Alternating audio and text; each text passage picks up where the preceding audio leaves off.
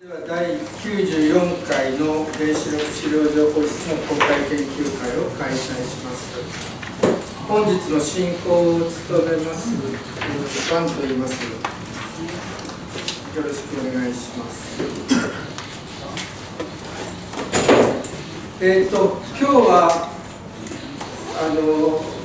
サウスカロライナ州にありますサバンナリバー施設、サバンナリバーナショナルラボラトリー、今ソリューションズということかもしれませんが、そこの市民活動としてずっとウォッチされているトム・クレメンツさんをお招きして、アメリカと日本のプルトニウム問題と題して、講演をしていただくことにしています。それでトムさんは、ここにも書いてありますが、核酸問題について、ずっと30年以上かけていらっしゃって、今はサバンナリバーサイトでのアメリカの解体核兵器の、解体核兵器の処理処分問題について非常に詳しいということと、実は東海村から331キロのプルトニウムがアメリカに運ばれましたけど、今年の4月のことですが、その行き先はこのサバンナリバーサイトだったわけです。したがってその話も触れていただきながら、そのプルトニウムがどう処分されようとしているのか、あるいは解体核兵器のプルトニウムをどんなふうに処理処分していくか、日本にとって参考になることはあるのかどうか、あるいは日本に対するメッセージというものをお伺いしていきたいというふうに思っています。で、大体1時間ぐらい、実は私もトムさんは原水金国際世界大会に参加されるために来日されていて、その8月の4日からですね、連日のようにもう話をされているので、相当お疲れのところなんですが、無理をして、ゆっくり1時間ほど話をしていただいて、それから皆さんと意見交換をして、8時半ごろをめどに終わりたいというふうに考えておりますので、最後までよろしくお付き合いください。それではトムさん、よろしくお願いします。Good evening, everyone. I'm very happy to be here, and I want to thank Kinsuken and CNIC for sponsoring my visit to Japan and this meeting tonight.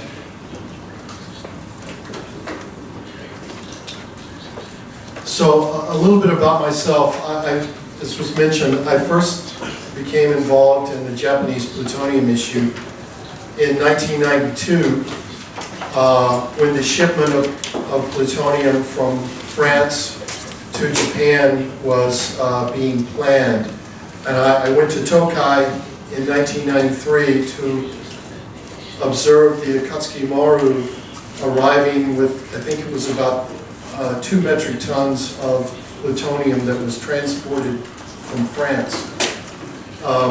So I've been concerned about Japan's plutonium program since that time.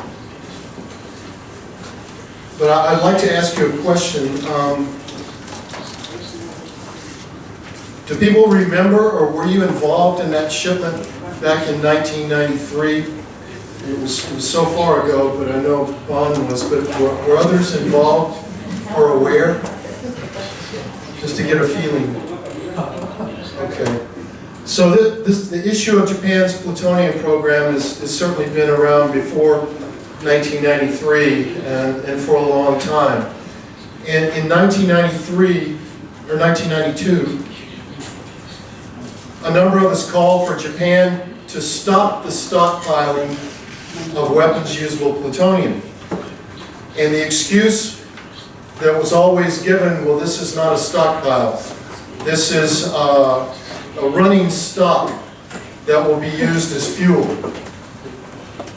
And here we are 23 years later. Japan still has a plutonium stockpiling program. Very little of the material is being used, and the government still gives the same excuse about what's going on. But I think that all of this may shortly be coming to an end. At least I hope so.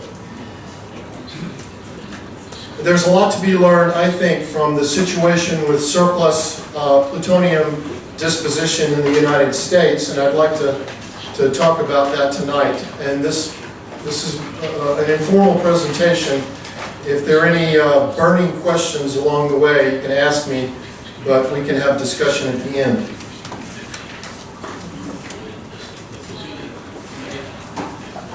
So, just already in summary, the U.S. project to dispose, the U.S. project to dispose of weapons plutonium as MOX fuel has basically failed due to cost and technical reasons, and I'll go into some of that. The U.S. Department of Energy has now made a decision to dispose of plutonium as nuclear waste, which we've been calling for 20 years. And finally, the accumulation of weapons-usable plutonium by Japan and other countries is a nuclear proliferation risk, and reprocessing and use of pluthermal or MOX fuel must stop. And this bottom point is very important. All plutonium can be used in nuclear weapons. The United States actually conducted a nuclear weapons test in 1962 using so-called reactor-grade plutonium. But we must consider all plutonium as weapons usable. Now I'm going to talk obviously about the U.S. Department of Energy and the site near where I live called the Savannah River Site Watch. My organization is the group that monitors the Savannah River Site, therefore the name Savannah River Site Watch. So there are Department of Energy facilities all around the United States. Approximately 100,000 people work in this complex, mostly in the development and maintenance of nuclear weapons, or the cleanup of nuclear waste from production of nuclear weapons materials during the Cold War. Savannah River Site Watch, my organization, is a member of a group that has members all around the Department of Energy, at every Department of Energy site. So we all share information and work on U.S. Department of Energy issues across the country. So the Savannah River Site is in the state of South Carolina, in the southern United States. This is Florida. Washington, D.C. is here. And we talk a little bit about Hanford. Hanford is another large Department of Energy site. This is where the Nagasaki plutonium was produced. Plutonium for Hiroshima bomb was from Y-12 at Oak Ridge site in Tennessee, not too far from South Carolina. And I would mention the United States had a commercial reprocessing program from 1996 to 1972. It was a total failure. The nuclear industry didn't want it, and it was stopped. And that was located in the state of New York. So over 40 years later, they're still cleaning up the nuclear waste from reprocessing at West Valley, New York. That was an instructive lesson for the United States, that reprocessing is very dirty and dangerous. So it has not been pursued since 1972 in the U.S. for commercial purposes. So the Department of Energy complex, some of the sites for funding reasons have been closed. But Savannah River Site now processes all tritium that goes into nuclear weapons. It goes into all U.S. nuclear weapons. It's a radioactive gas. And Savannah River is a plutonium storage site, and I'll go into more details about this. So this is just one of the entrances to the site. And Savannah River site, it's a massive complex of nuclear facilities, over 800 square kilometers in size. And there's several other Department of Energy sites that are even larger. Currently, about 10,000 people work at the site. At the height of the Cold War, about 25,000 people worked here, operating the nuclear reactors to produce tritium and plutonium for nuclear weapons. You'll see shortly Charleston, South Carolina. This is the port that receives plutonium and research reactor spent fuel, such as from the university in Kyoto, here in Japan.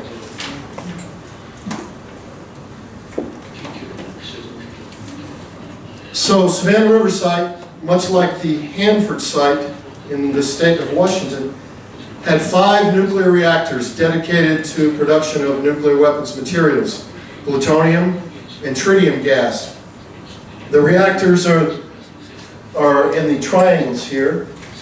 There were 2 reprocessing plants at Savannah River, in the F and H areas, and the F area is where the plutonium fuel MOX plant is now being constructed. And you'll notice that these facilities are in the center of the site. And this was in case of nuclear accident or attack by the Soviet Union, that there would be a buffer zone around the site for release of radiation. Now, just to divert just for a moment, so you know, directly across the river, this is the state of Georgia, state of South Carolina, but right here in the state of Georgia, 2 new nuclear reactors are under construction by Westinghouse, which is the Toshiba company. And we don't know what will happen if Toshiba goes bankrupt with this project. These are the cooling towers for the new reactors here, and there are 2 operating reactors and the cooling towers.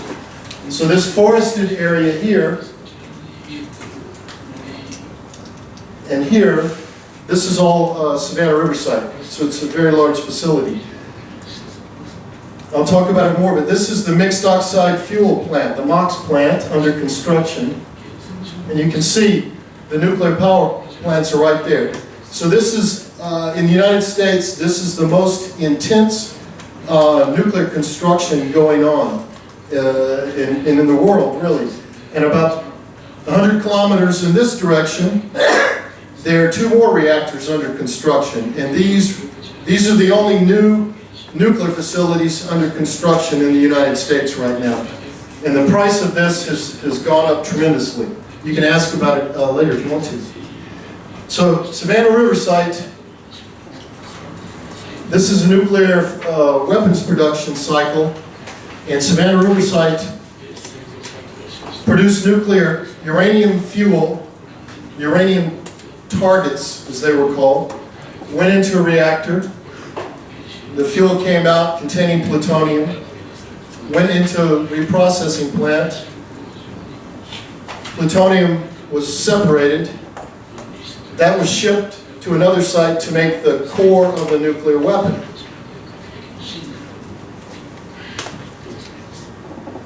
This cycle right here is the same thing for commercial nuclear power. Exactly the same thing. But the military applications at Savannah River and Hanford came first. And then the French and British and now Japan are pursuing this. So this is a commercial and military fuel cycle. This part here is the highly enriched uranium part that Savannah River site didn't have so much to do with. So I mentioned there were 5 nuclear reactors. This is just a picture of one of them. All of them look similar. They were heavy water reactors. The last one operated in 1992. And these were not power reactors. They were only for military purposes, to produce tritium and plutonium. This facility is now materials management. And 13 metric tons of weapons-grade plutonium are now stored in that facility, which was never designed for plutonium storage. This is an operating reprocessing plant, and if plans go forward, the HEU spent fuel from Kyoto reactor will be reprocessed in here to remove highly enriched uranium. Of course, associated with this are large amounts of nuclear waste. We'll talk about it in a second. This facility here is where plutonium oxide is now being prepared to go into the MOX project or be disposed of as nuclear waste.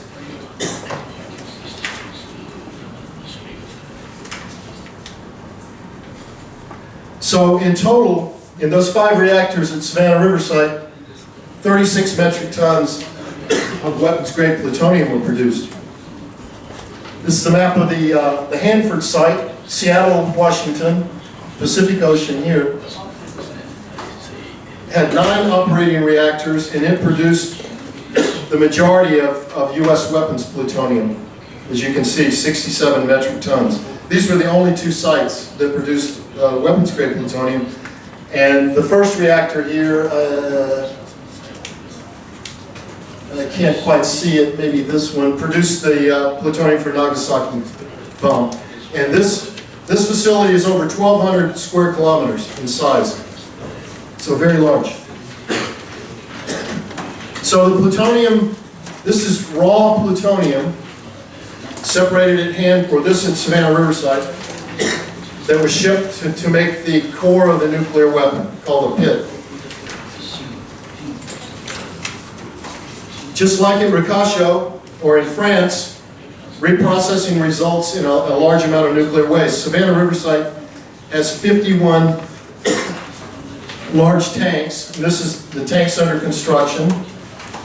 This is the tanks today, and the ground level is at the top of the tanks.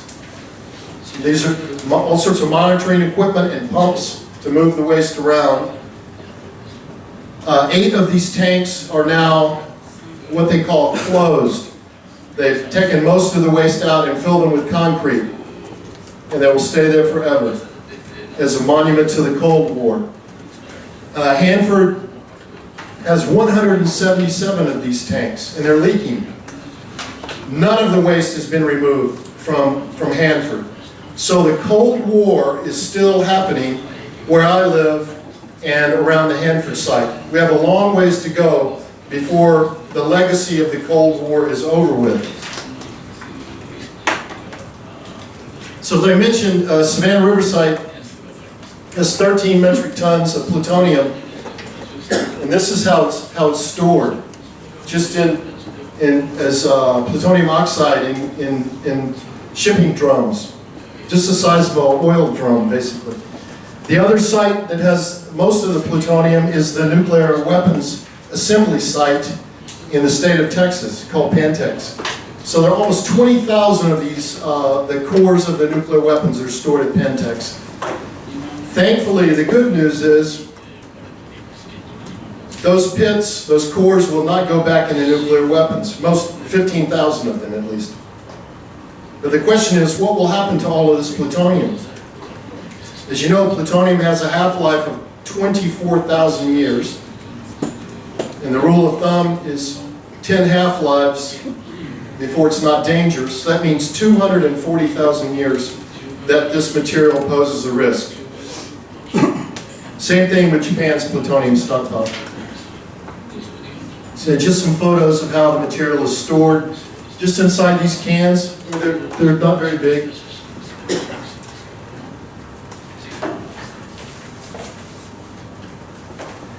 And in total, the United States has officially declared over 61 metric tons of plutonium to be surplus to defense needs. This is out of that 103 metric tons that were produced. But we have to subtract the plutonium that was actually exploded in nuclear weapons and that has been lost in process. But this 61.5 metric tons exists. And this amount, 34 metric tons, is what they intend to make mixed oxide or MOX fuel out of.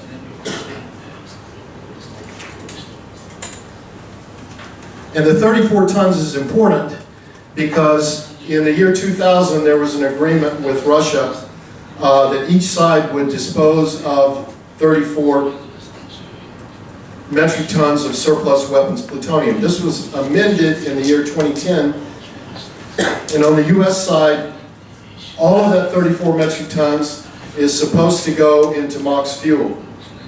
But there are problems, and on the Russian side, they have built a new breeder reactor and have an older breeder reactor, and they will use the plutonium in the breeder reactor, which can make more weapons-grade plutonium. So for me, this agreement was crazy because it basically helped Russia build a reactor like Monju that can produce more plutonium. So we have an agreement that was supposed to be plutonium disposition, but the Russians are continuing to reprocess and will make more plutonium in the breeder reactors. So just to compare this situation with how much plutonium Japan has, you're probably familiar with the numbers, but storage in Japan is almost 11 metric tons. So it's a little bit less than is stored at Savannah Riverside. And again, all plutonium is weapon usable. And that's firmly U.S. government policy that all plutonium can be used in nuclear weapons. Therefore, U.S. officials have been expressing concern about Japan's reprocessing program and storing more plutonium from Rakasha. So, facing problems with the MOX program that I'll go into, at the Nuclear Security Summit in Seoul in the year 2014, there was a decision to bring the 331 kilograms of plutonium at the Fast Critical Facility at Tokai to the United States. Now, this plutonium was originally supplied by the United States, France, and Britain. And of that 331 kilograms, 236 were from Britain.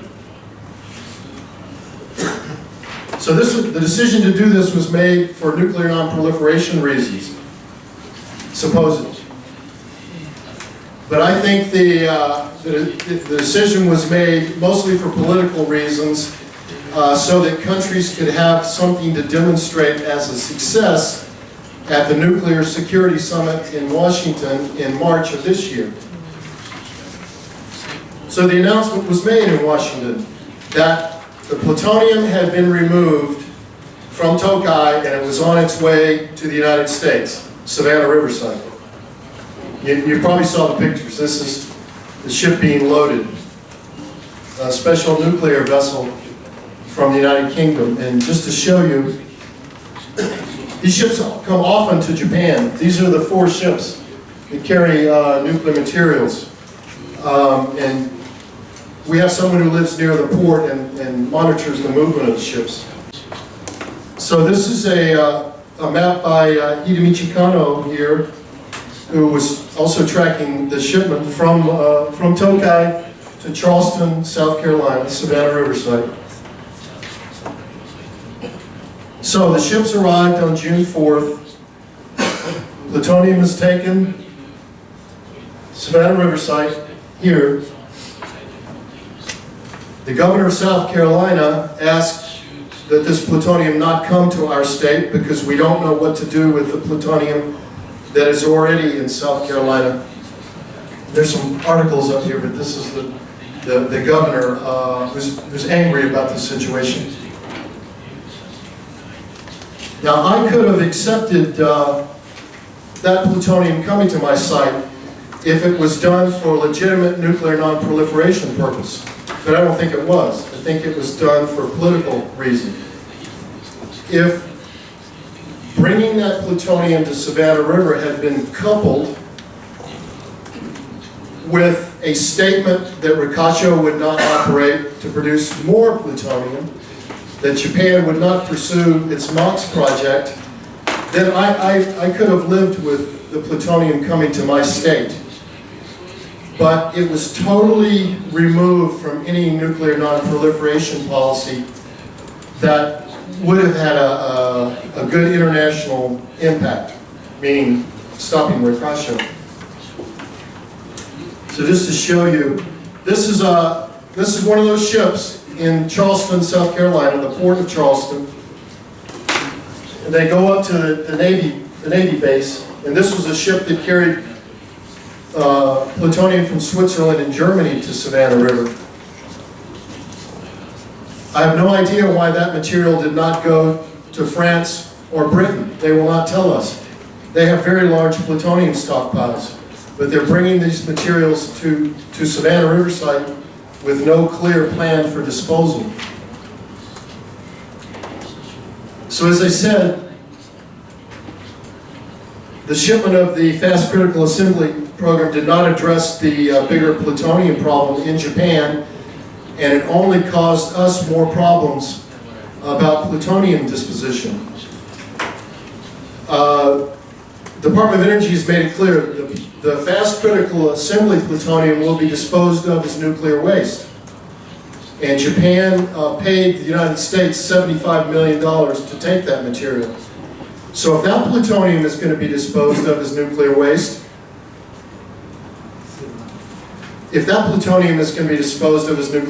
and Japan is paying, why can't we look at disposal of the rest of the Japanese plutonium as nuclear waste?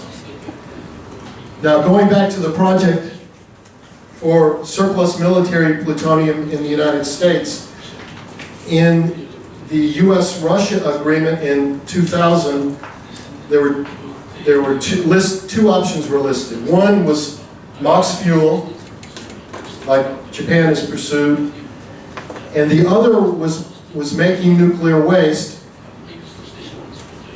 via a process called immobilization. And this would take the plutonium, make ceramic discs. Those ceramic discs would go into a container and be placed inside a large canister, like 3 meters by 1 meter.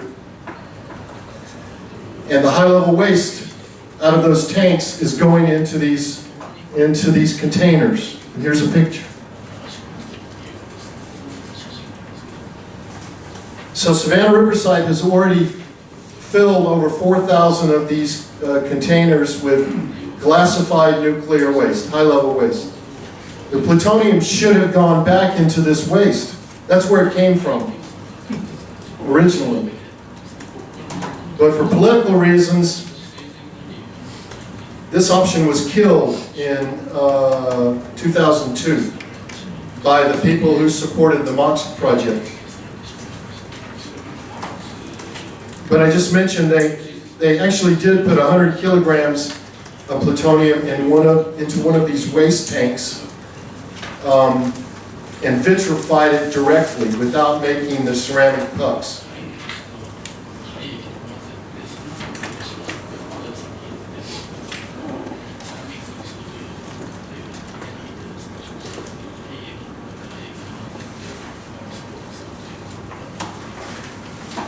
So under the U.S.-Russia agreement, the United States started building the MOX plant at Savannah Riverside in the year 2007.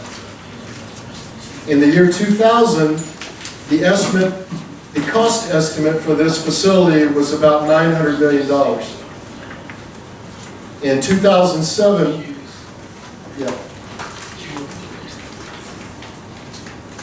In 2007, the estimate was about $2.5 billion. So keep that in mind. Now the facility is about 50% complete, but Congress is not funding enough money to complete the plant. It has many design and construction problems, and no nuclear utility wants to use MOX fuel. So why are they continuing the project when it basically it's failed? The project has failed. And the reason is this construction site employs about 1,500 people. So it's basically become a jobs program for the local economy. I can appreciate that, but I don't think we need to invest billions of dollars just to employ 1,500 people for a project that's almost dead.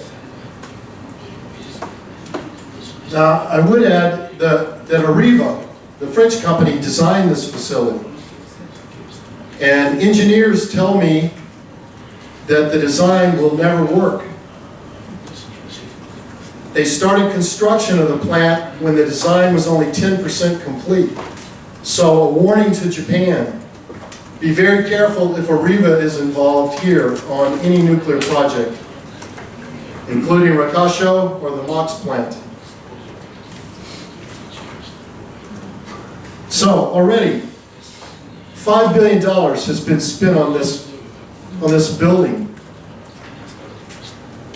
with the design and construction, and the estimated cost right now is $8 to $12 billion just for the building. And I would add that I'm probably the only non-governmental organization to have an Air Force. It's true. There's a pilot who flies over the Department of Energy facility. He flies over the nuclear power plants. You saw the picture. So these photos were legally taken at an altitude of about 600 meters.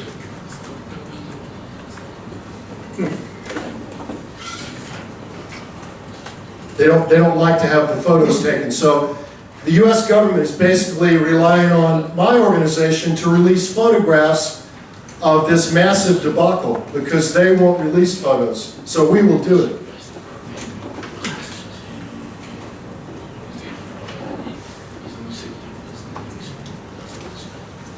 So because of funding problems, design problems, construction problems, no nuclear utilities that want to use MOX, the Department of Energy itself has proposed to terminate the MOX project.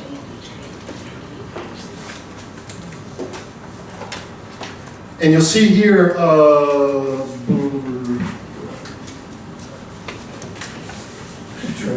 the cost, the project needs approximately $800 million to $1 billion per year for the next 50 years or more. But the U.S. Congress is only appropriating right now $340 million last year and probably this year.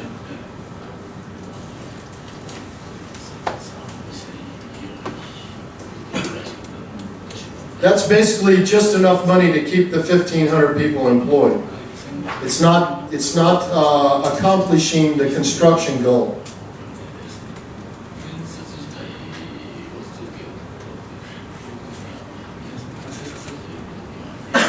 So just so you're aware, the MOX project in the United States was never presented as an energy program, as Japan has presented MOX fuel here. This was always a plutonium disposition program, the MOX project. Because even with free plutonium, it can cost up to 10 times the cost of low enriched uranium fuel.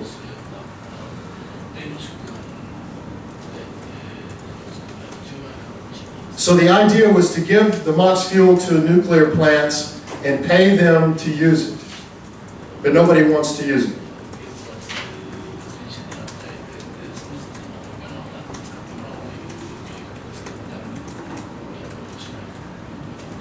So there have been a number of reports by the Department of Energy about the cost.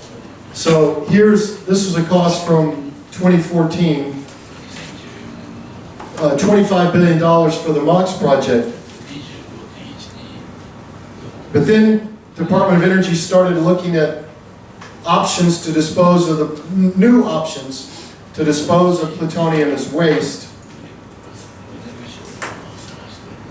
And they came up with this dilute and dispose option, which I'll talk about, that only costs $9 billion.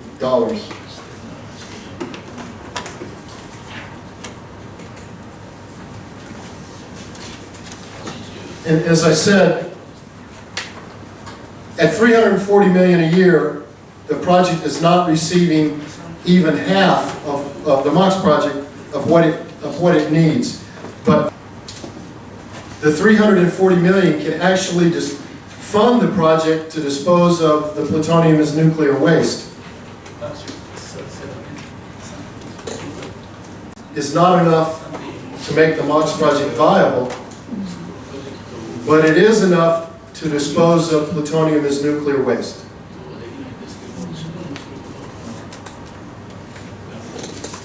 Okay, here's another cost estimate. Another report from the Department of Energy by a private company. So the cost was estimated to be up to $110 billion for the life of the project.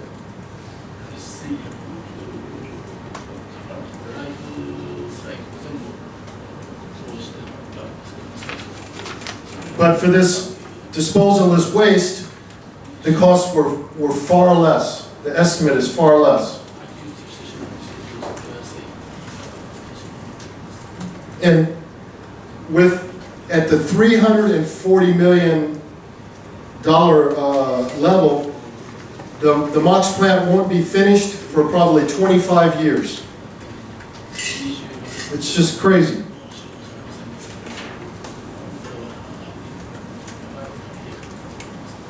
Okay, so this dilute and dispose option, which I'll talk about, is technically much simpler than the complex MOX fuel process.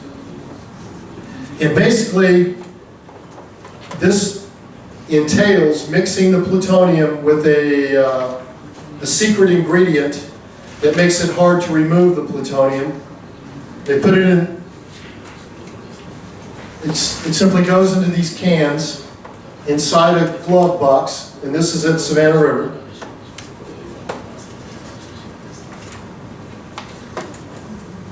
Once it's turned into nuclear waste, then they can terminate the safeguarding or security protection on the material.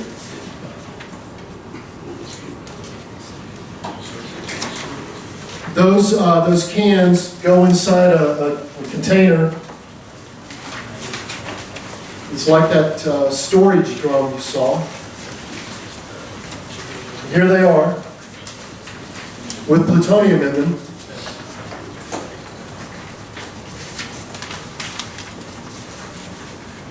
But part of the problem is this can only hold 300 grams of plutonium. So you need a tremendous number of these containers.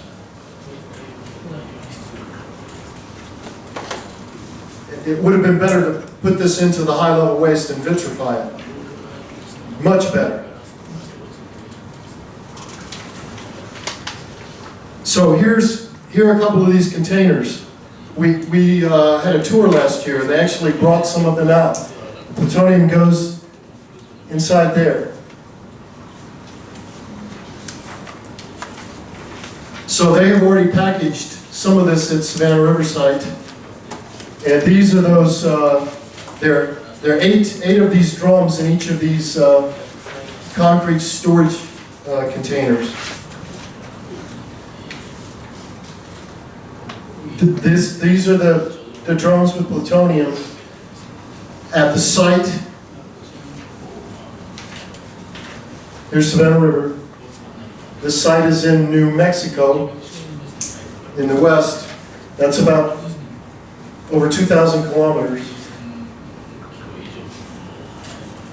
And Department of Energy has already disposed of about 4.5 tons via this process from other sites. And it goes down 700 meters into this salt mine where plutonium waste is being taken. And they put it down these corridors. Now, this facility had 2 accidents in 2014. It's closed right now.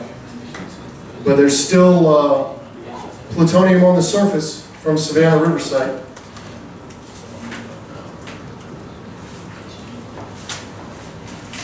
So the next picture is how the waste is placed into the salt mine. So these are those containers of plutonium. And there's a lot of other plutonium waste in here, contaminated equipment and other things. So the idea, this is the surface where it goes down. This is the only geologic repository in the United States. Like Japan, we have no place to take spent fuel. This is not for spent nuclear fuel. It's only for plutonium. So the idea is the roof, this is salt. This all collapses on top of these materials and it stays there forever.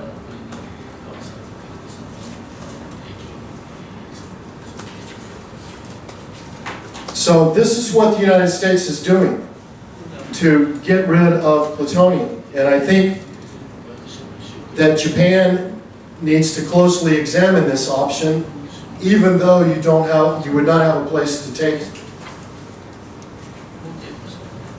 Because you don't have high-level waste with which to mix the material. So something is going to have to be done with this, besides long-term storage, because it has such a long half-life, 24,000 years. So in the question and answer, I can talk more about the problems and concerns, but in September of this year, Savannah River site will once again start packaging plutonium via that method for disposal. Right now, 6 metric tons of plutonium are going to be mixed via this process. And they will probably build a new facility to do this. And in that 6 metric tons is the fast critical assembly plutonium. So what happens with the 34 metric tons to go to MOX fuel? That's the big question.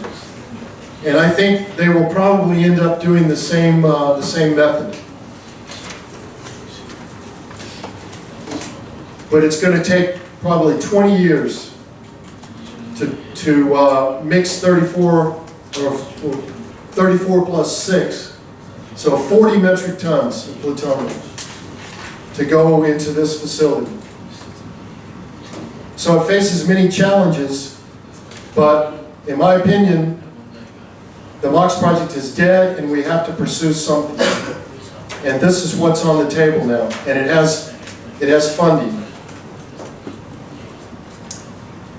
So, just in summary, the disposal of plutonium as waste, as we saw, is possible, but there are a lot of challenges, and if you want to talk about that, we can. The U.S. Congress needs to officially terminate the MOX project in the United States because it's no longer viable. And I think that has great lessons for Japan.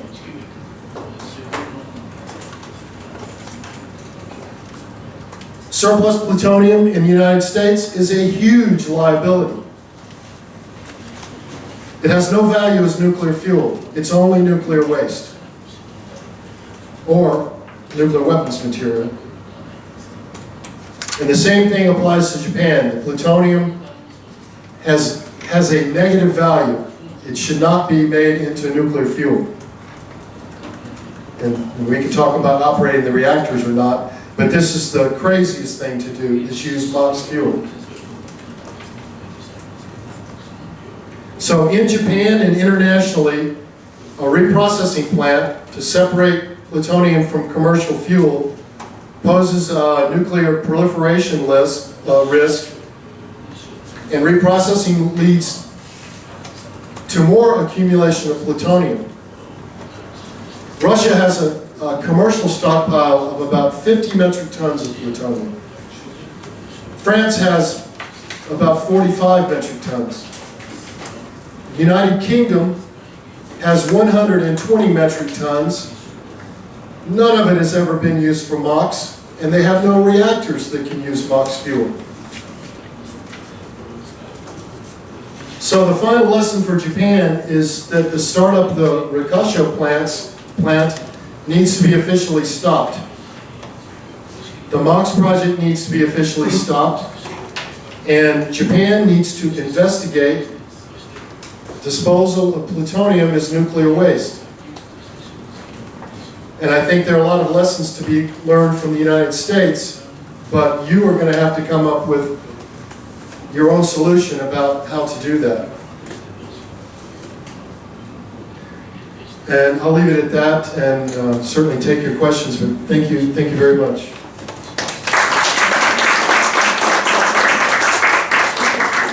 早いのですが、質疑の前に一つだけ報告したいことがありまして、お手元にこの資料がありますでしょうか。8日付になっていますが、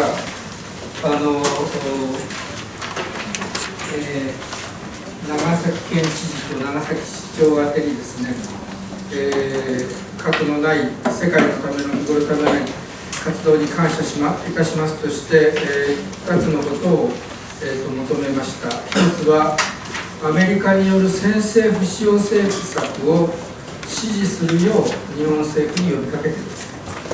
これは報道にあったかと思いますが、オバマ政権が、先制不使用を宣言というんですかね、それを検討していることに対して日本政府が非常に懸念を表明してですね、そんな宣言をしないように、協議をしたいという申し入れをしているようなことが報じられていました。そこで、先制不使用を、日本国内から日本政府に対して呼びかけてくださいという申し入れをしたわけです。2つ目は核兵器利用可能なプルトニウムをさらに分離しようという6カ所最終工場の運転を開始しないよう政府に呼びかけてくださいというこの2つの呼びかけをですね、しました。で、これは100人団体とは違ってこの3団体だけか、すいません、下に裏にありますそのトム・クレメンツさんのところのサバンナリバー、ウォッチサイトウォッチとジョン・レインウォーターさんといってやはり原水金で、来日していらっしゃったピースアクションの事務局長の人と、ソッカンフンという韓国のエネルギー市民連帯の常任政策委員の人との3名で、申し入れをしたということになっています。トムさんとソクさんは原水金の国際会議で、共に私も一人入れてましたけれども国際会議に参加されたメインとしてそこに参加される、その他の分科会にもいろいろ顔を出したんですけれども、メインとしてその国際会議で発言をされたということです。以上簡単な紹介です。それでは質疑の方に入りたいと思いますので、お手を挙げて、お名前をおっしゃって、質問してください。これはマイクはどうすればいいか必要大丈夫ですかね。はい。すみません、プレゼンテーションの中でですね、27番、ページと言っていいですか？ページで言ってください。27ページと28ページのところの線なんですが、上に線のこのプルトニウムの処分という問題は、これは安全保障上の特にプルトニウム取られたりとかということもあって、この高レベル廃棄物と一緒に埋めちゃうという話は以前から聞いておりました、私も。でその話がここに書いてあると思うんですが、それが固定化方式がキャンセルされたというふうに書いてあるのは、理由は何なのかっていうのを知りたいです。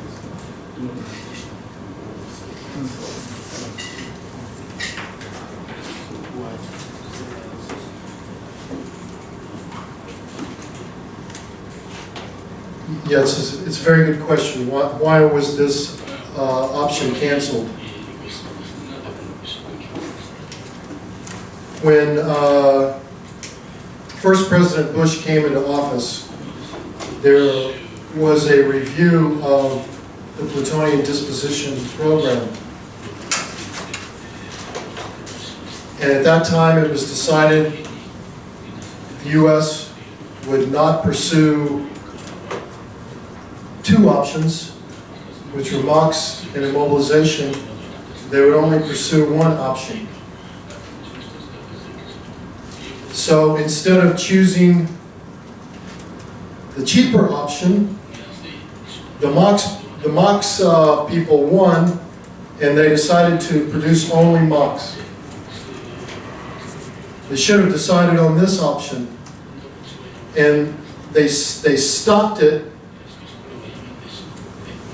right before they were going to make the ceramic form with plutonium in it. So the MOX people won in the year 2000, but we started advocating this option in 1994, and I still think it's the best option. The problem is, I ask DOE every few months, is there any research into doing this? And the answer is no. There's no research, there's nothing going on. It's totally dead, unfortunately. I think that was a big mistake. And now, another problem is there's not enough high-level nuclear waste left. We need more waste. There's not enough waste if they make the ceramic form and put it in these containers. There's a limit on how much plutonium can go in each container.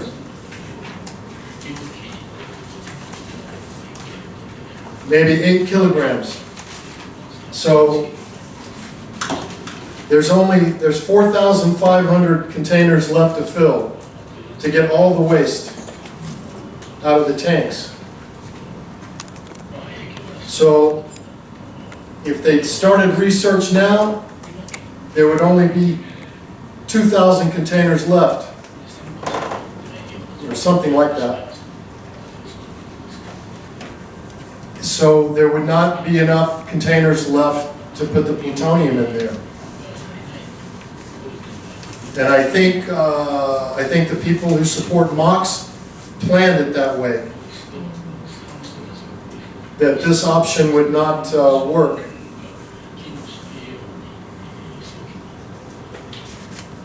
But it was a big mistake to stop this. Now, at the Hanford site, there are 177 tanks with high-level nuclear waste. So it actually could be done at the Hanford site.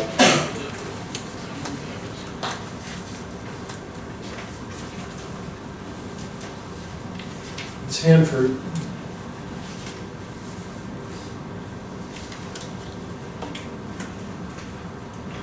But for political reasons, they shipped several tons of plutonium to Savannah River site. They got rid of all their plutonium. So for political reasons, they will never allow plutonium to go back to Hanford. The state will stop the federal government from shipping all of the plutonium to Hanford to be vitrified. It's possible, but for political reasons, that will not happen. So we're left with this option to dispose of it in the salt mine.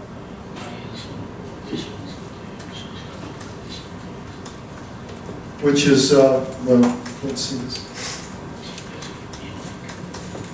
Whip.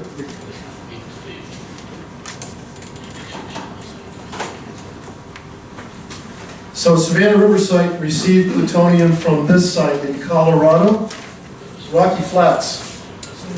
That's where they made the core of the nuclear weapon. And Savannah River received, it's classified information, but 4 or 5 tons of plutonium. And they closed that site. The Rocky Flats shipped maybe 3.5 tons of plutonium to WIP. So it has already received these containers of blended down plutonium.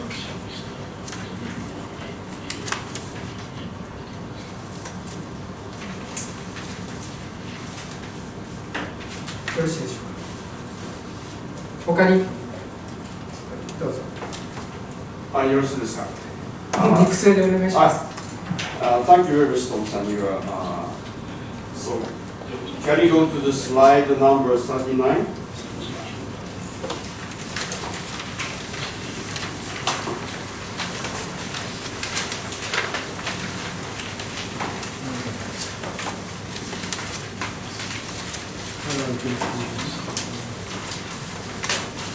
Okay. Sorry. Yes. Yeah, next. Yes.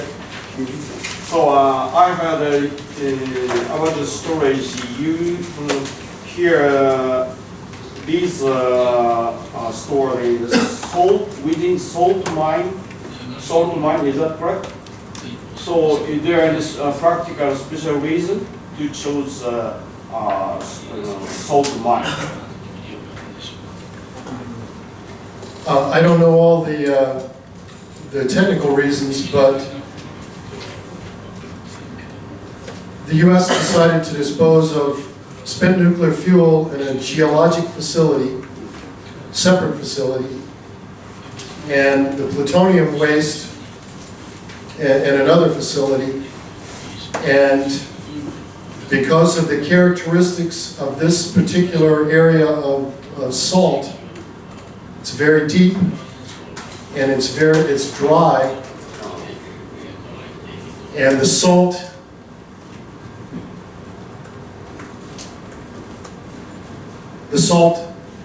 falls down and encases the containers.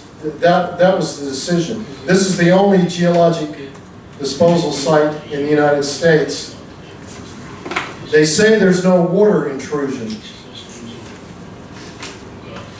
And that's what they were looking for, a site with no water. Yucca Mountain, you may have heard of Yucca Mountain, was a spent fuel site. It's dead, but it has water intrusion into it. So we have no spent fuel site, and they've begun the process to find a site. Some people want to take spent fuel to this facility, but under U.S. law, this can only take military waste. Now, as I mentioned, these These are at Savannah River. They've already packaged maybe 100 kilograms. They've shipped some of it. Some of these containers from Savannah River were taken down into the mine, and then it had an accident, a radiation incident. One of these containers exploded. This is the contamination, the red. Big problem. So they say they will reopen this in December of this year. They actually let us into the mine, and we went to right here where they were cleaning the walls from plutonium. So there's a question if this will reopen, but the Department of Energy says yes. And they're spending a lot of money. If it doesn't reopen, there will be plutonium at all of these Department of Energy sites that will not have any place to go. Am I comfortable with this facility? No. Is there a better option? I don't know, but this is what we have. And there are no other options on the table.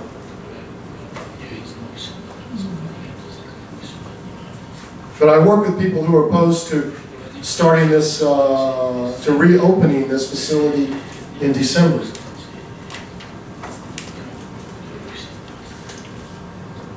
But the accident at this facility, in the process I discussed, it underscores the hard fact no more plutonium should be separated from commercial spent fuel.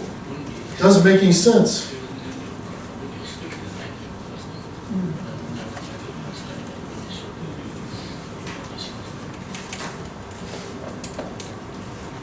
はい。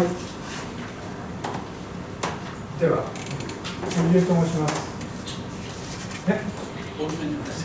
堀江と申します。日本ではガラス固体、高レベル廃棄物はガラス固体になってるんですけども、そのガラス固体っていうのはフランスの仕様で、フランスとイギリスと同じふうにそれを持ってきてやってます。また日本でもガラス固体作るのにはフランスの小島仕様というのを使っています。でそれには要するに、ガラス固体がいつまで持つのかというようなことの安全基準がないし、強度実験もやっていないというそういう現状で今日本に30年から50年6カ所村に、要するに高レベル廃棄物を入れてそれから出して最終処分にやるって言ってるんですけど、アメリカの方のガラス固体の使用だとか、それから安全基準っていうのがあるかどうか、アメリカの方にそういうものがあるかどうかということをちょっとお尋ねして。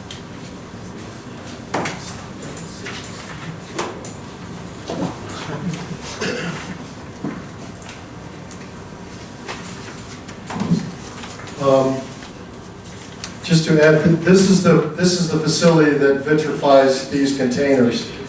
I've been in there many times, actually. Is there any standard? Well, the Department of Energy regulates itself in the United States. It's not regulated by the Nuclear Regulatory Commission or the Environmental Protection Agency, our Environment Department. So the Department of Energy has standards, but they're not the same that would apply to the commercial nuclear industry. Self-regulating. Now these containers are high-level nuclear waste. These are not. These are empty containers. And I mean, this is so hot. If you walked and touched one and walked away, you get a lethal dose of radiation. So under U.S. law, these are supposed to go to geologic repository with spent fuel. commercial spent fuel. So they go together. But these are being stored at Savannah River, and there is no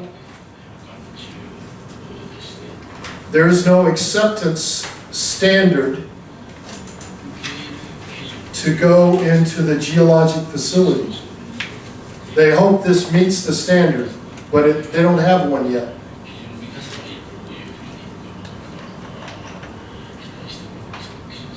You understand? It's a problem.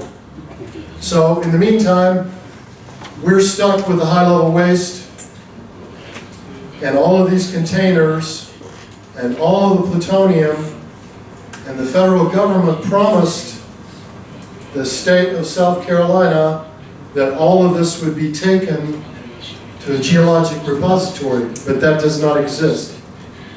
So that's why the governor said, we don't want the FCA plutonium coming in here.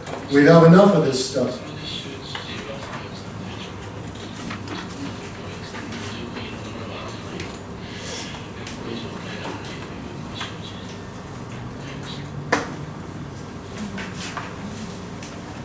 はい、よろしいですか。はい、では、大きな声。瀬川と言いますけど、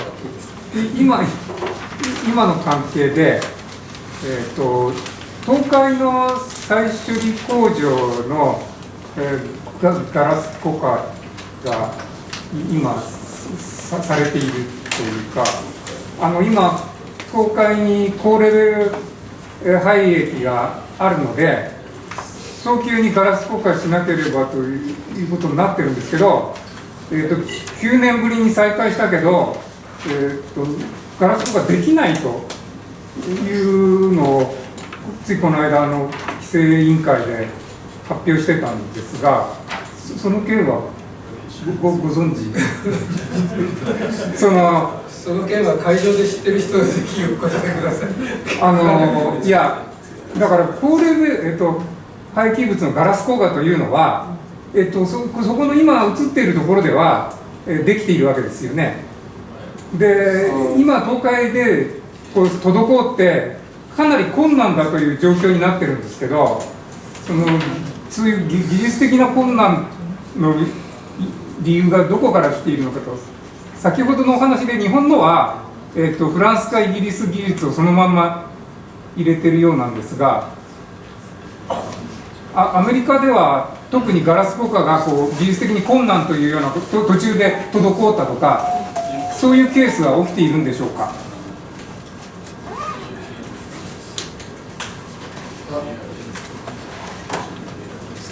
I think Bon should answer about Japan and the problems with Rakasho vitrification plant, and I'm aware of that, but I don't know details. This is U.S. technology, not from France or Britain. This facility started in 1996.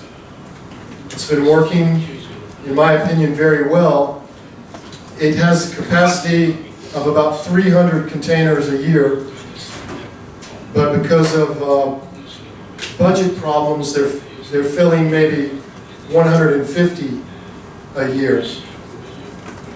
And the total will be about 8,500. At the Hanford site, the idea is to do the same thing, but they have not been able to design the plant. They started construction, but the design is bad. So they've wasted billions of dollars. And the problem is they mix different chemicals into the tank to stabilize the waste. And those chemicals present a real problem with vitrification. But at Savannah River, the chemicals are not such a problem.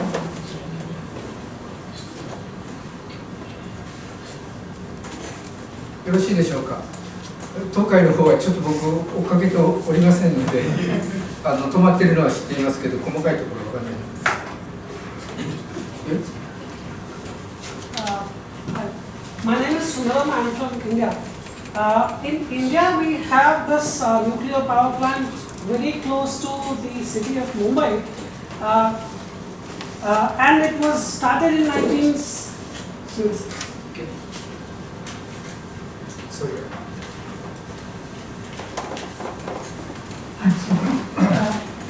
My name is Kumar Sundaram. I am from India. The first Indian nuclear power plant called Tarapur, which is very close to Mumbai, which was started in 1969. Actually, the fuel for it came from the United States, and the plutonium which came out of the reactor, this tons of plutonium, and in the initial agreement, it was agreed that the United States will take back this plutonium to the US, but even after 40 years, all the plutonium, tons of plutonium is lying in the reactor. That reactor is exactly same design as Fukushima GE Mark 1, where the spent fuel is put on the upper story of the reactor building. Now tons of plutonium is lying there. The problem with nuclear waste in India is that the government, as you said in Savanna River case also, they say it's not waste, it's running fuel. So you have this MOX thing. In India, they say it's not waste, it's fuel because India has a massive fast breeder plan. So my question or suggestion is that irrespective of whether you have a MOX plan or fast breeder plan, the plutonium and the spent fuel which comes out of the reactor should be treated like waste, and there should be international monitoring, there should be national reinforcement. So the individual government should not be allowed to get away with it by declaring them non-waste or running fuel or something which is useful for reprocessing. Thank you.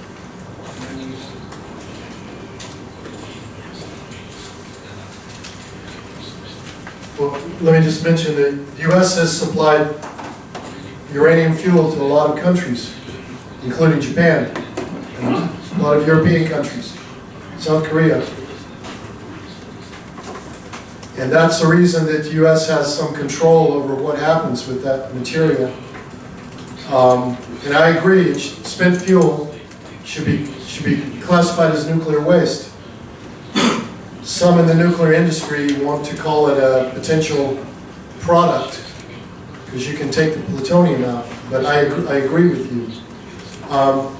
Now the question of the U.S. supplying uranium to countries gets into the issue of the nuclear agreement with various countries. Now CNIC and some groups in the U.S., I hope, are going to be looking closely at the U.S.-Japan nuclear cooperation agreement, which is up for renewal in a couple of years. And it was that agreement that basically allowed Japan to reprocess and accumulate plutonium. Ideally, that agreement needs to be changed with cooperation of Japan to stop the reprocessing project. And I don't know if Bob wants to talk more about that, but that agreement is going to be very important as we look to the future, and it can help terminate this whole program.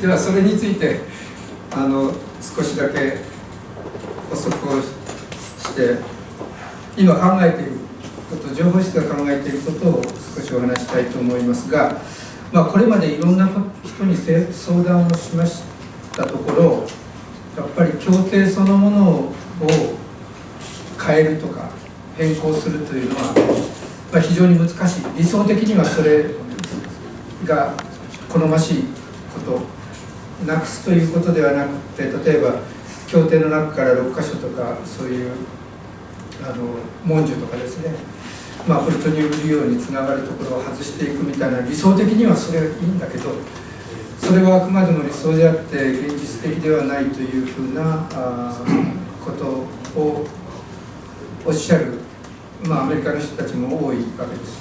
で日本でも難しいんじゃないかという意見も多くて、今のところこの余剰プルトニウムをそのままにして6カ所再処理工場を動かしてこれ以上余剰分を増やしていくということはやはり避けるべきではないかという視点から来年の早い時期に今国際会議を開いて、一つの大きな声を作っていきたいと、こんなふうに考えているところです。で、司会権限でそこに関連してちょっとトムさんに質問したいのですが、6カ所の再処理工場は今規制基準に適合って審査をしているところなんですけど、再処理はちょっと置いとくとして、MOX 燃料工場も建設始まったばっかりのところで福島の事故にあって止まって、それで今規制基準、新しい規制基準に適合するかどうかって審査をしているところですね。それでこの工場は、国内の技術と海外の技術両方をうまくミックスさせて作るというと書かれているんですけど、どことどう契約しているのかについてはちょっと僕は把握ができていません。いずれにせよ海外という話になればアメリカにはその工場がないのでアレバ社になると思います。フランスのアレバですね。今もうそこしか工場を作っていないというか工場を作る能力もないでしょうから、技術としてはアレバのものが組むんではないかというふうに思われます。でそこはちょっと確認できてないんですけど、そこで今サバンナリバーで作っているMOX工場が、3つの理由で廃止されようとしていると。でトムさんの話だと、お金の問題、それから設計技術上の問題、そして顧客の問題ですね。で顧客の問題は、フルサーマルにして軽水炉で使うというのが日本の計画ですので、顧客の問題は一部事前了解を白紙にしたりとか、福島の事故の後ですのでどうなっていくのかわからないところなんですけど、一番大きい関心があるのは技術的な問題です。それでサバンナリバーサイトのMOX工場で数々のその設計建設問題が起きていて、それがコストの上昇にもつながっているという話でしたので、具体的にどういうその設計建設上の問題があるのかについてもう少し詳しくお伺いしたいというのが1点と、2点目はそのオプションでMOX燃料オプションと希釈処分オプションという2つがここの表に出てコスト比較がされているんですが、オプション1、オプション4となっているんです。番号でいうとオプション2と3があるはずなので、そのオプション2と3というのは何なのかなというのがちょっと疑問で、日本側もそのプルトニウムを、うまく成功して使わないということになったときには何らかのその直接的な処理処分の方策を考えないといけないわけで、それについての参考になるかと思いますので、そのオプション2、3というのをお伺いしたいということです。ちなみに国際会議の時にオプション4について日本に技術移転をしてくれるのかという会場からの質問がありました。でこのオプション4の希釈というのはですね、単に薄めるだけだったらもう一遍取り出せばいいので、単に薄めるだけではなくて取り出した時に取り出せないような形で、薄めるということで、それは軍事機密なので果たして技術移転されるかどうか難しいんじゃないかというのが回答でした。魅力的なオプションと思いますが、ちょっとそれ以外のオプションについてもお伺いしたいと思っています。なお日本ではですね、廃液は今600立方メートルぐらいあるのかな、両方合わせて東海と。しかしこれでは多分40トンのプルトニウムは足りませんので、国内にある10トン程度のもできないと思いますので、別の方法を考えないといけないということになるかと思います。なのでこの2つの質問をちょっとお願いしたいと思います。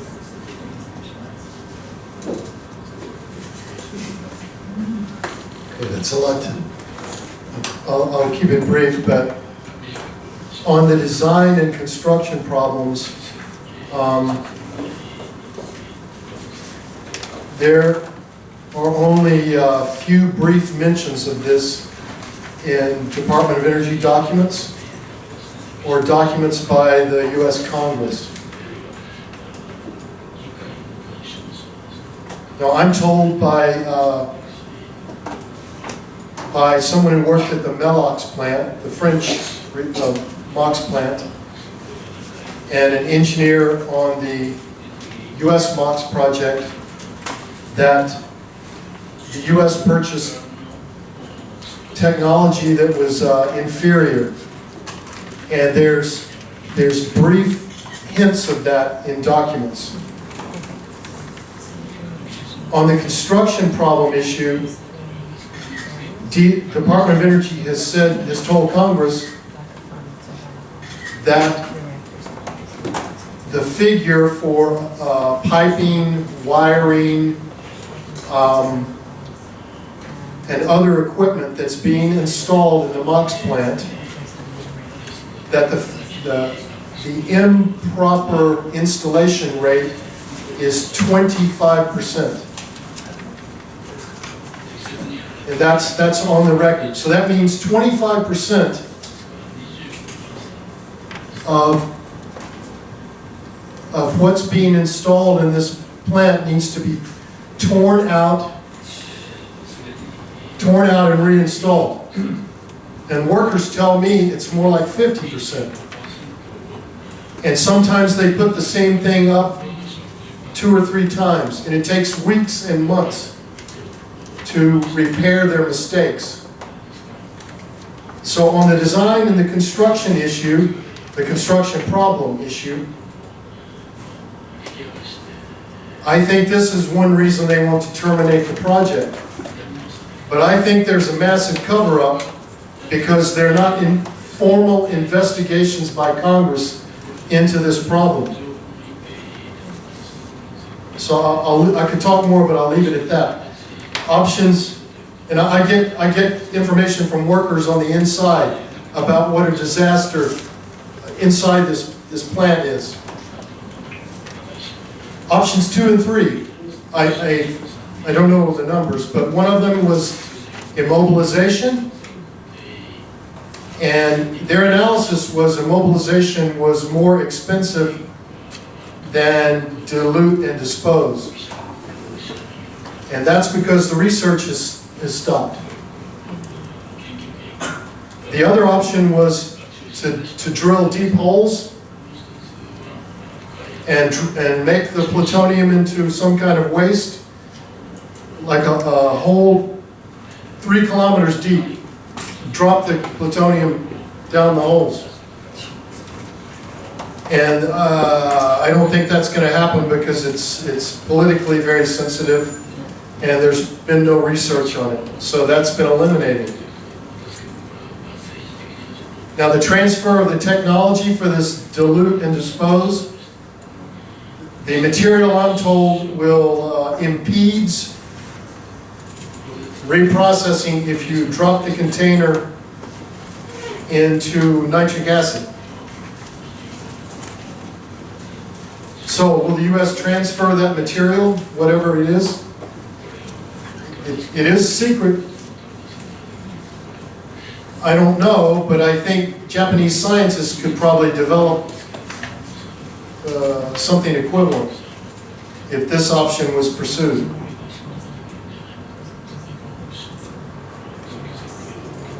But just to repeat, on the design and construction problems, we need full investigations. There's some small ones going on, but I'm told that this this project is being used to basically to steal massive amount of funding from the U.S. and Arriva and the construction company are in on it. So I think there's a lot of information that is yet to come out about that.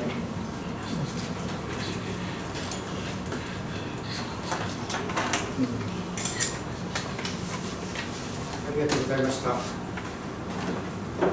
はい、他に。では、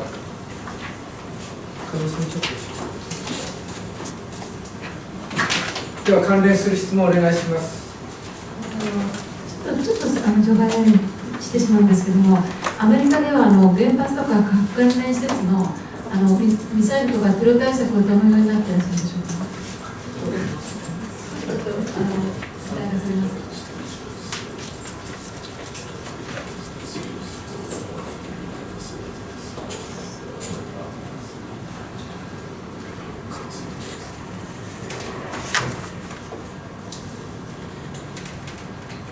Well, let me just talk about the Department of Energy. All the nuclear power plants have protective force, and their security is regulated by the U.S. Nuclear Regulatory Commission, which is the commercial, the government agency that regulates commercial facilities. After 9/11, the nuclear power plants increased security quite a bit. I think they were highly vulnerable to attack before September 11th, and I still think they are, but security has improved quite a bit. I'll leave it at that. The Department of Energy, the plutonium storage facility at Savannah River and the other sites where this plutonium is stored, at Savannah River, 10,000 people work there. 700 of them are security guards. So this is what's called a Category 1 facility. It has the highest security. Do I think it's adequate? There may be a question, but for right now they have helicopters, they have all sorts of weaponry, security gates, perimeters. Is it adequate? I think that's a question, but there is high security in the storage facilities for nuclear materials. But you may have seen some activists got into the site where highly enriched uranium is stored. I think it was 3 years ago. A Catholic nun and two activists, a Catholic nun in her 70s, and two activists got all the way through all the security gates. They got up to the side of the highly enriched uranium facility and spray painted, turn these weapons into some peaceful use, or against a message against nuclear weapons. So they demonstrated security was poor, but they've improved the security since then. But it was a wake-up call that these facilities can be vulnerable. Now, they don't like it when the pilot flies aircraft over the site because they think they can see things that might help a terrorist. But I think it's an open question. But if the MOX project goes forward, and I don't think it will, this is where the weapons plutonium is stored. This will be transported to Savannah River site, and that's where it's most vulnerable. I know what these trucks look like. They carry plutonium. I followed them. I've been stopped by the police. But there would be hundreds and hundreds and hundreds of shipments Then there would be shipments to the nuclear power plants. And the MOX fuel is still regarded as weapons usable material because you can remove the plutonium. So its transport is probably the most vulnerable leg in all of this.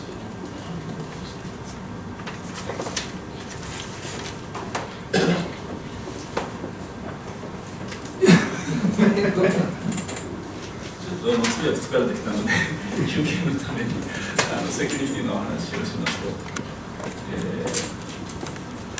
日本の原子力施設の場合には、民間の警備員がいますけどこれは武装してません。でそれを補うために、警察が関わって、セキュリティ体制を取っているんですけども、アメリカの場合には民間の会社の警備員たちが武装してますね。でこの人たちは、軍の経験がある人たちとかそういう人たちがやってるので、その日本の警備の方たちと全然レベルが違う人が入ってると。でしかしそれが十分であるかどうかという保証がないので、今度は NRC の側、原子力規制委員会の側が、攻撃チームを作りまして、この攻撃チームがこの1週間、2週間の間に攻撃をかけるぞということを宣言しまして、それでもちろんその風の武装したことに入っていたらまずいので、レーザーで当たった場合に当たったというふうに認識されるようなシステムで攻撃をかけてみるんですね。でこの攻撃をかける側は実はその守ってる側と同じ会社だったりするので問題があると言われてるんですけども、エネルギー省の側、NRC の側は違う地域からチームを編成して、でそのアドバイザーには元軍の関係者とかが入るような形にして攻撃チームを作る。でもそれで実際に攻撃をかけてみて、何回に1回はその重要施設の中にずっと入ってしまって乗っ取られてしまうみたいなことが起きてるんですけど、そういうことを試験するわけです。で日本の場合は、どのぐらいの訓練を本気でやってるかは分からないけれども、このフォース・オン・フォースという武力対武力という検証方法というのは取られてなくて、大体宣伝されているのは銀行とかでなんか入ってきたらさまたでお芝居やって、それでなんかカラボールかなんか投げて見事逮捕しましたみたいなシナリオにのっとったものが行われている。で日本のそのセキュリティ体制というのは非常に心配だというのをアメリカの大使館の関係者が日本の美浜とかの訓練状態を見てアメリカに警告を送った、それがウィキリークスで示されたりしてますけど、そんな感じですね。でアメリカの場合はさっきお話ししましたようにちゃんとそれと比べればずっとちゃんとやってるんだけども、実はそこでも問題があって、警備員が出てるところをテレビ局が映像を捉えて公開しちゃったりとか、そういうことが起きてます。でも日本と比べたら随分として、この東海の 331kg の話も東海の警備体制についてアメリカがずっと前から懸念を持ってまして、でそこで24時間の警備体制、武装警備体制が取られていないのはなぜかというのを何度も日本側に問いかけてるんですね。でそれに対して文科省が東海の施設の方向性を収集してますから、こちらがそのアメリカの大使館側に出した答えというのは検討したけども、24時間の警備体制を置くには値しないというか、そういうことに問題ないというのを答えとして出されて、でそういうのがやられた結果、送るということになったので、プロパガンダとしてアメリカ側がこれを使ったという面と、実際にやばいということは、この 331kg だけじゃなくても、東海施設全体についてはそういうふうに見られていて、同じ見方は実は5カ所についても見られているというのが現状なんですね。で話長くなりましたけど、最後にこの331を送り出したということについて JAA のセキュリティ問題の専門家の人たちに聞いたことがあるんですけれども、この輸送をセキュリティの協力の成功として歌い上げて、でそしたら JAA のセキュリティと6カ所のセキュリティと比べた場合に JAA のセキュリティがそんなにひどいのかと。9.11 があって、で 3.11 があって、いろいろ試みているってことになっているので JAA だけ何もやってないのかと、6カ所は素晴らしいのかといったら答えは、いやうちとしてはそんなに悪いことと思って、その状態悪いと思ってないと。でその言い方を変えたら JA の人は6カ所の話だと言ってるんですよ。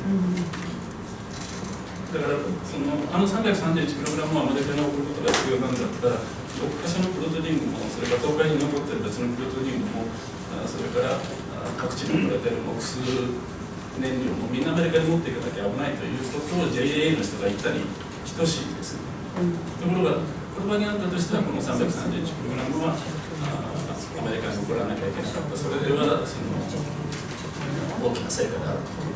でそのトムさんの方は 331kg を送って年間8トン取り出そうなんてなるほどというのが主張なんですね。でその地元の州の新聞であるとか、州知事とかもうこれ以上のことにもごめんだということを訴えていくということです。ちょっと通訳の休憩でした。Let me mention this very quickly. Two things on security. One is when you transport plutonium by sea, you also ship it by land. So moving it like this is a vulnerability.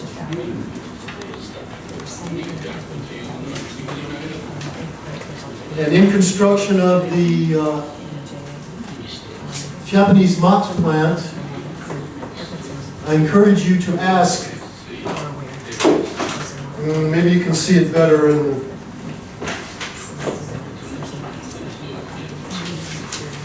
you can see a lower wall here. It's outside the main wall of the plant. So you can see the rebar sticking up there. This is an outer wall. I forget what the distance is, maybe a meter. And they fill the space between the outer wall and the inner wall with stones. So if there's a missile that's fired into the side of this, the force of that missile is dissipated when it hits the stones. So I would be interested to know if the MOX plant here, if they've designed that security feature into it, and it's to prevent theft of the plutonium. It's an old idea from French days. It's called a gabion wall, but the idea is hundreds of years old. To put around castles. I will translate by myself. And thank you for your presentation. And I want to ask you about the DOA's attitude toward MOX plan. DOA's attitude toward MOX plan. On your slide, page 31, the DOA wants to stop MOX project. However, they also invest R&D of the small modular reactor. 自分で翻訳します。失礼します。大丈夫です。R&D plans of small modular reactor. It will require MOX project.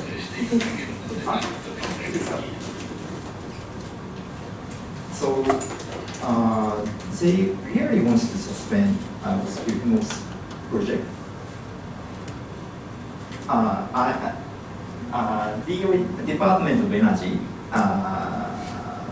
on your slide 30, page 31, you said that the DOE Department of Energy wants to suspend or stop MOX project.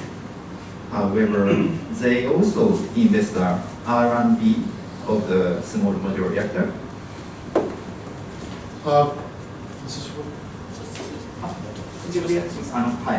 DOE でエネルギー省ですね。このスライドの31ページではですね、MOX 計画の仕切りを望んでいると言っているんですけれども、確かにその通りだと思うんですが、一方でエネルギー省ですね、小型モジュラー炉、というですね、新しい原子炉の形に対しての研究開発に、かなりのお金を投資しているんですね。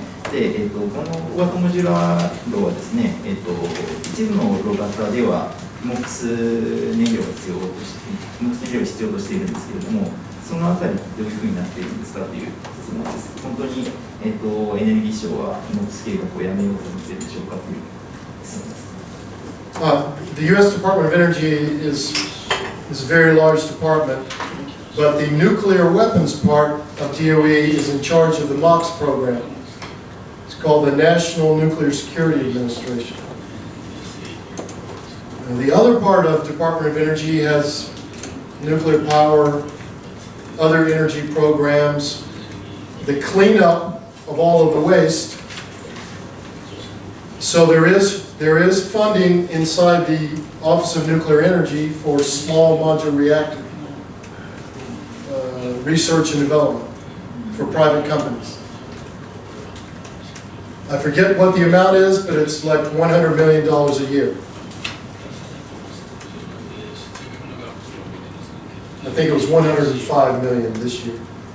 But that, they have chosen to look at light water reactors first using low enriched uranium.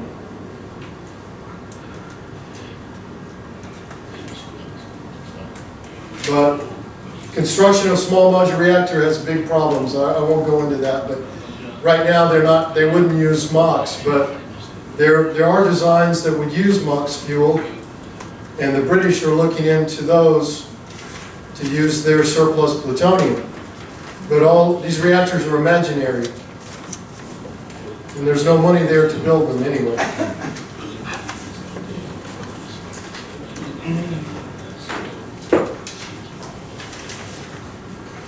いいですか。はい、他にいらっしゃいますか。では、竹内さん。その後。竹内と申します。プルトニウムを各国がどう考えているかについて教えていただきたい。2年前に、英国の関係者、プルトニウムプロジェクトを考えている人に聞いたら、プルトニウムはマイナスの資産、アセットであると。つまり、MOX に使うのにもお金がかかるし、捨てるにもお金がかかる。困ったものだという認識で計画を考えていると言っていました。アメリカはどうなんでしょうか。今のお話だったら混乱してるんでしょうか。あるパートではプルトニウムは価値のある資源、エネルギー資源と考えて、あるパートでは困ったものと考えている。日本はですね、価値のあるものとしてこれから作ろうとしているということだと思うんですが、アメリカはそういう定義とか認識とかについて、政府とかオフィシャルにはどう考えているんでしょうか。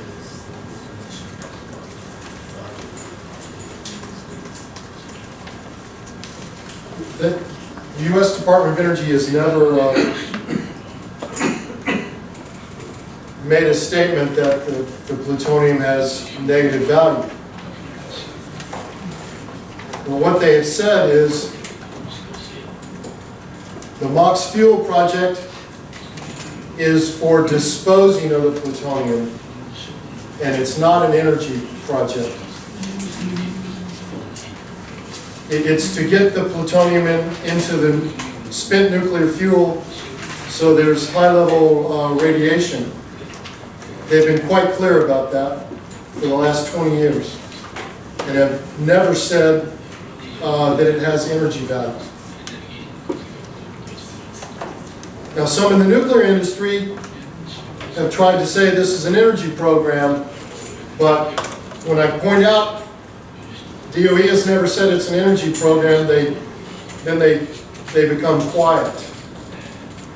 But you can see from the costs involved that the plutonium has a massive negative value. Now, I do have the statements from France where it says plutonium has zero value. In their official statements, it has zero value. But Electricité de France, which is using the plutonium, does not want reprocessing because it has negative, MOX has negative value for them. And the reason there's no commercial reprocessing in the United States is nobody wants plutonium. It's a liability, not an asset. The UK has no, they don't even have reactors that can use MOX. So I don't know what they're thinking about continuing the reprocessing program, but it's going to end in about 2 years, I think.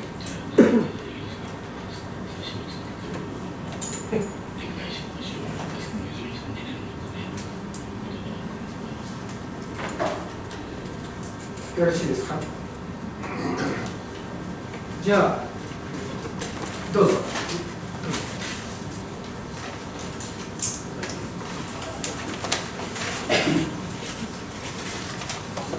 すみません、もう時間みたいですけども、簡単にお願いします。日本の政府はどうしてもこう6カ所最初工場を運転したいという意見なんですけども、その最大の理由は何であるとお考えでしょうか。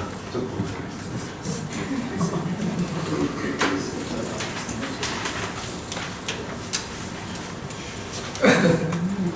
Well, I'm not the best one to answer.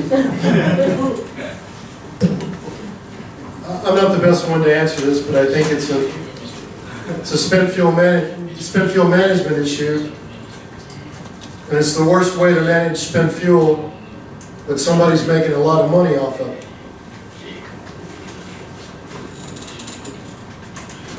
And if reprocessing removes the spent fuel from the reactors, there may be local reason for it, but that's not good enough for national policy. And I don't want to get into spent fuel storage, but similar situation in the US. It's at all the reactor sites. And each reactor site has moved to dry cask storage at the site. And that's going to continue in the US. And I know it's a political problem here.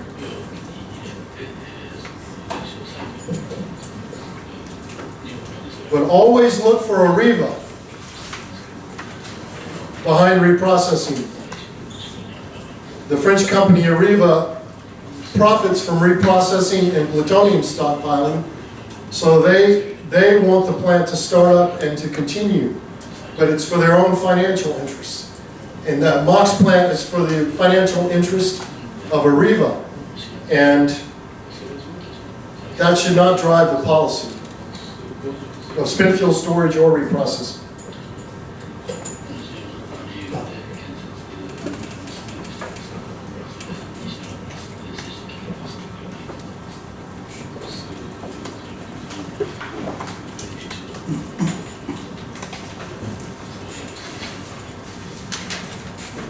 よろしいですか。日本はまず経済的に成り立たないことははっきりしましたよね。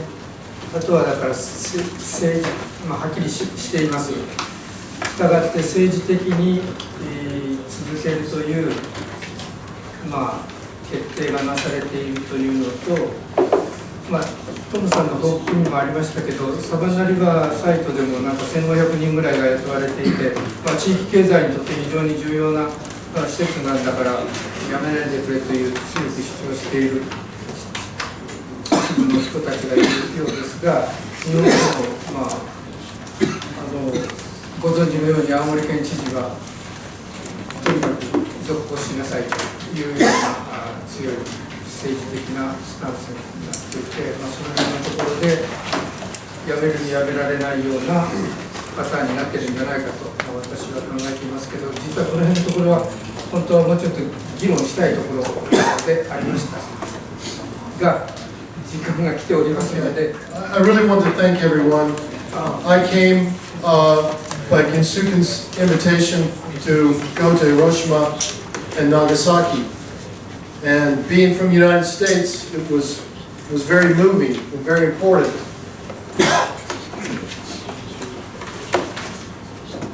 But I appreciate the kindness of the Japanese people in having me here tonight. So I hope our cooperation can continue with CNIC, with Sukin, Kakujoho website. But it's important to me being from the United States, so I thank all of you. And I have one last statement to make.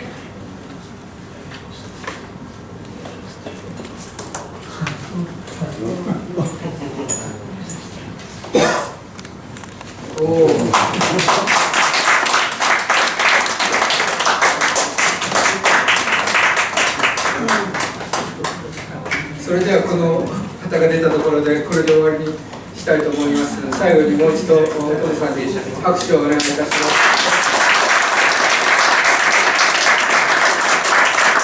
私たちも本当にこのプルトニウム利用を止めるためにずいぶん長い間いろいろとやってるんですけど、なかなか負担になるようなポリシーのようで止められることができないでいますが、継続してそのサバンナリバーサイトウォッチの人たち、あるいは世界のいろんな人たちと協力しながら引き続きそのプルトニウム利用政策から撤退ということを求めていきたいと思います。今日はどうもありがとうございました。これで閉会いたします。